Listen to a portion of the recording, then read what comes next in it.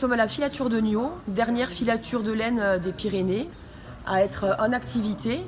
Donc nous sommes une équipe, un petit collectif pour l'instant en association qui gérons la filature de Niaux depuis 2017. Et donc pour redonner vie à cette filature, il nous faut des moyens. Et notamment pour mettre en sécurité les machines, qui sont des machines qui travaillent très bien, mais qui ont besoin de sécurité pour éviter les accidents. Donc nous avons lancé une campagne de financement participatif sur la plateforme KissKissBankBank pour récolter des fonds afin de nous permettre donc de mettre en sécurité ces machines. On est parti sur un projet rétréci qui est de racheter que ce bâtiment.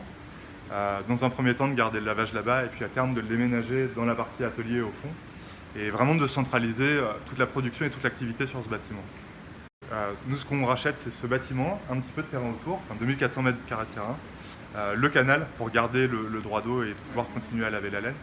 Voilà, on s'est entendu sur un prix de 120 000 €. Nous sommes dans une terre d'élevage avec une grosse demande de personnes qui ont envie de valoriser la laine de leurs moutons ou des artisans qui veulent avoir une traçabilité sur leurs matières premières et donc ils s'adressent directement à nous. Nous travaillons donc avec une centaine de clients répartis principalement en Occitanie, mais qui vont aller aussi jusque dans le nord de la France, qui nous envoient de la matière première, que nous lavons. Dès que nos machines seront en sécurité, nous pourrons reprendre les différentes étapes. Et donc nous sommes prestataires de services, partenaires de ces différentes personnes et répartis sur tout le territoire. La laine donc est tondue sur les élevages, triée par les éleveurs. Donc nous réceptionnons la matière brute que nous allons donc laver dans notre unité de lavage, qui est une petite unité de lavage qui respecte l'environnement, qui a le moins d'impact négatif. Cette laine, elle est donc séchée au soleil ou dans nos séchoirs thermiques.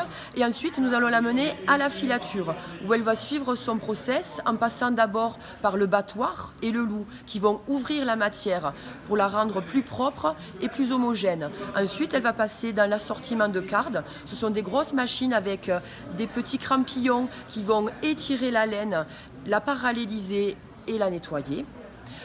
À la fin de cette étape-là, nous avons du préfil. Ce préfil, nous allons le mettre sur cette machine qui s'appelle le continu à filer. Et là, nous allons donc obtenir le produit final qui est le fil de laine, qu'on pourra utiliser après pour faire du tissage, du tricot, des tapis, enfin différentes utilisations possibles. On a une première fausse torsion qui va commencer à donner une petite torsion au fil.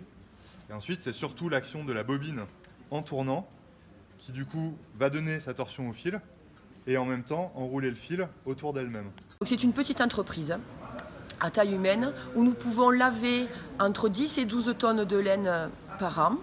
Au niveau de la filature, la capacité des machines est de 20 tonnes de laine par an. Mais effectivement, comme on lave un peu moins, on sait qu'on peut aller jusque-là, mais ça nous donne à peu près une capacité effectivement d'une 10-15 tonnes de fil à fabriquer. Notre particularité, c'est de pouvoir travailler avec des petites quantités. Un éleveur peut nous amener 100 kg de laine et il va récupérer à peu près 40 kg de fil qu'il pourra commercialiser, vendre en direct ou dans des dépôts-ventes.